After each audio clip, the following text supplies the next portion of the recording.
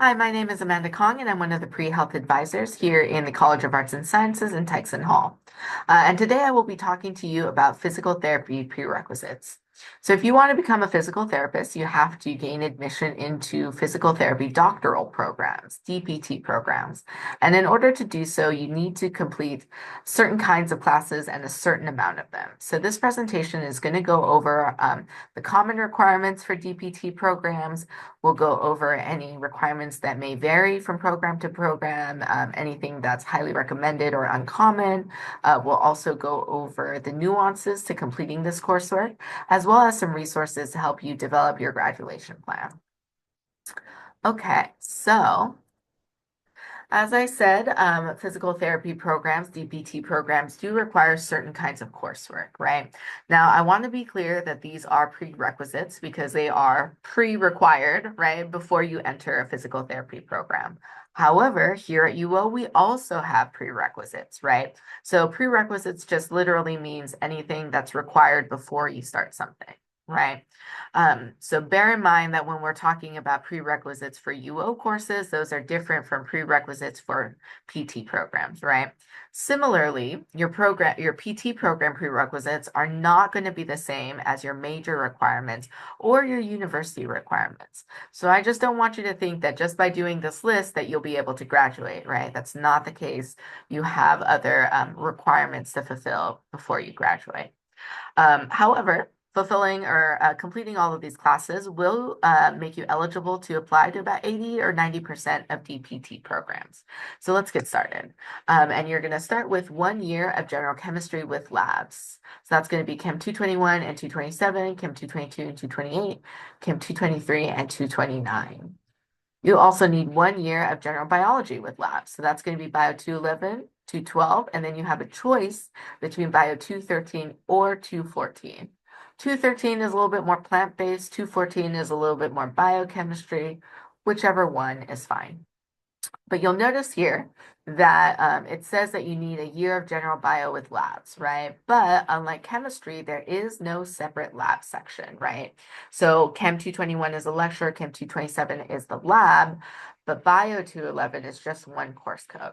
That's because the lab is actually embedded within the course itself. So whereas Chem 221 was 4 credits and 227 is 2 credits, you can think of Bio 211 as a 5 credit course, well, because it is 5 credits, but you can think of it as a 3 credit lecture with a 2 credit lab all bundled together, right? So that's why that looks different.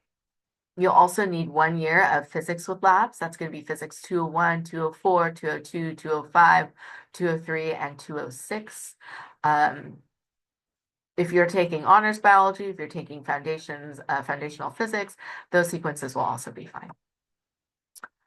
You need 1 year of anatomy and physiology. That's HIFI 321, 322, 323, 324, 325. You'll need around 2 to 3 quarters of English composition, which is usually fulfilled by doing your writing requirement here at UL, right? So if you did writing 121 and then 122 or 123, double check to see if your program does want that 3rd quarter of writing. You could take the other, if you took 122, you could take 123 or vice versa, or you can take like a very general writing focused English class. So something like, the novel, right? British literature, world literature, right? Don't take something too specific like poetry, right? Okay, you'll also need 1 quarter of statistics. For most people, that's going to be stats 243Z. But if you are a psych major or a neuroscience major, you might be taking psychology 302 or math 425. If you're a biology major and you have not taken stats before, I highly recommend that you take math 425 because that will also count as your MAPS requirement. And you need some amount of psychology, right? So you're going to need at least 1 quarter, but it might be up to 3. And you can do a combination of the lower division psych classes. So Psych 201Z, which I realize is no longer called mind and body, but it should be focused around that area. And or 202Z, which is having to do more with the kind of societal aspects of psychology, right? And that counts for your social science. And then for that third quarter, you can do an upper division psychology class. Some programs may have specific upper division psychology classes that they want. We'll discuss that on the next slide. You'll also need to do medical terminology, Hyphy 211, and Hyphy 212, scientific investigations in physiology. Now, this one is in yellow because it's not required for physical therapy programs, but it is a prerequisite for anatomy and physiology. So you don't have to take it to get into a DPT program, but you do have to take it in order to do that 1 year of anatomy and physiology that they want. Okay, so requirements that may vary, right? So as I said, for psychology, some programs have specific upper division psychology courses that they want you to take, typically called lifespan development or developmental psychology, and then abnormal psychology or psychopathology. So we do have those two options here at UO, Psych 308 lifespan development and Psych 309 psychopathology. So those could be options for your upper division psychology as well. If you find a program that wants both of these, then, pick one of the lower division psychology classes to take, right? It's usually going to be a combination of these lower division and upper division. You might also see speech or communications, especially for California programs, because public speaking is actually part of their general ed requirement down there. So if you do, or if you are interested in a program that requires speech or communications, you can take English 200 public speech here. And then here are some uncommon requirements. So it is very uncommon. Most programs want the full year of labs, but there are, 1 or 2 programs out there that may only want the first 2 labs. Same thing with biopsychology. It's rare, but there could be a program that wants that specific kind of psychology class, which here would be Psych 304.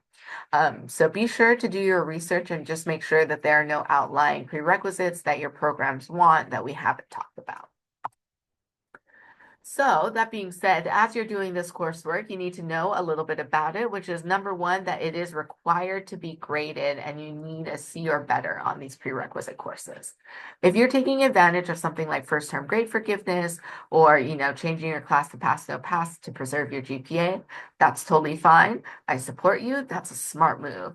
However, you will have to retake it at some point for the grade, right? So just keep that in mind as you're thinking about grad planning. Some prerequisites have an expiration date. So typically biology and anatomy and physiology are the 2 most common kinds of sequences that have this expiration date, and they're usually listed as you need them within 5 to 7 years of entering your DPT program, right? So that just, affects your planning in terms of your application cycles, right? So you do want to count back or you do want to do your research and see if these courses can expire. And then you want to count back and make sure that you are within that time limit. Not all programs will accept AP or IB credit. It is kind of a trend or it's a growing trend to not accept these credits. Now, more and more frequently, we're starting to see this kind of pop up. But as of right now, there are still quite a few number of programs that take it. So just make sure to be doing your research. Especially if that AP credit has to do with biology, right? Because again, that's one of those courses that can kind of expire. And then, if you're in a pinch, some prerequisites can be taken at the community college level. So, if you've run into a problem or you've got some boo-boo with your grades going on, come in and make an appointment. And we can talk about what we can split at the community college and what we need to do here at UL. So our general rule of thumb is follow our common requirements list. Again, like I said, that'll make you eligible to apply to 80 or 90% of programs. And then you'll want to research programs through the American Physical Therapy Association, or APTA. They have a huge directory. You can sort by state. You can sort by application requirement. So it can make looking at PT programs a little bit less overwhelming. But when you're looking at those programs, you might notice some funky language, right? So here at UO, we're on the quarter system, which means 3 quarters makes up a year, right? However, there are other schools that are on the semester system, right? And 1 semester is 2 quarters. So you can see that there's an odds evens thing going on here, right? And that might cause some complications. So if a school has listed their credit requirements by semester credit, and it'll say specifically, we want, 3 semester credits of biochemistry, right? You're going to have to do a little bit of math. So you're going to want to multiply that semester credit by 1.5 to get to the quarter credits. So if you need 3 semester credits of biochem, you're going to need 4.5 quarter credits of biochem. But wait, our classes are mostly 4 credits and not 4.5. What do we do, right? Well, number one, get in contact with the programs that you're applying to. 80% of the time, they'll round up and they'll say 4 credits is fine. We'll forget about the half credit. You're good to go. However, there are some schools who are really strict with this credit count. And if they say 4.5 quarter credits, they mean 4.5 quarter credits, even if you have to take an additional 4 credits, right? If you have to take 8 instead of 0.5, they're going to be like, that's on you, that's nothing we can do. So please make sure that you're looking at that language and seeing if that school is strict about semester credits. This is also something, again, you can ask the admissions team or you can ask during an info session, right? If for some reason you need to switch your quarter credits to semester credits, right, all you need to do is do the reverse. Divide your quarter credits by 1.5. So for example, 5 credits of Bio 211 is really 3.3 semester credits of biology. So, as you are thinking about your classes and how to integrate these prerequisites into your major plan, think about these things, right? Take a close look at prereqs. Like I mentioned earlier, UO also has prerequisites for their courses. So, for example, before you can take Bio 214, you need to take Chem 223 and Bio 212 and pass those, right? So please make sure that you're taking a look at any of those prereqs so that you're not surprised when you're trying to register and you can't. If you need to retake a class, right? Did you get a C or better, right? Where is that going to fit into your plan here, right? You just want to make sure to keep those things on your radar. And then, are you considering taking summer classes, right? How are you using your summer? Do you want to use it to do more STEM and more prerequisites, or are you trying to do more core ed classes, right? Either way, I think the goal should be thinking about how to balance your schedule and make sure that it is one that is sustainable for you. And again, to also think about any extracurriculars you might have to do. So for example, for PT, you should be doing shadowing. If you can get an internship, that's great, right? So think about how you're spending your summer. Do you want to take maybe one core ed and just be working in that position all summer? Does it make sense to take more core ed so that you have more room for science during the year, right? Again, plenty of considerations to think about. Speaking of which, though, we are going to record a video that is giving you tips and tricks for grad planning. So please take a minute and watch that if you're feeling a little bit stressed out about how to see your path going forward. And then once you're done with that grad plan, please feel free to email it or, take it to your major advisor. They can definitely help you out with taking a look and making sure all your major requirements are in place. And they can also refer to our handouts to make sure that you've got all of the classes that you need in place, your prerequisites, right? You can also email us at prehealthadvising@uoregon.edu. Fall does tend to be our busiest season of the year. But if you're just wanting to get an eye on your grad plan, definitely just go ahead and email it to us. We can take a look and write you back saying, yeah, looks good, or uh-oh, you need to switch this around, or whatever the case may be. Okay. So thank you so much for listening to this little presentation on physical therapy programs and what you need to complete in order to get into them.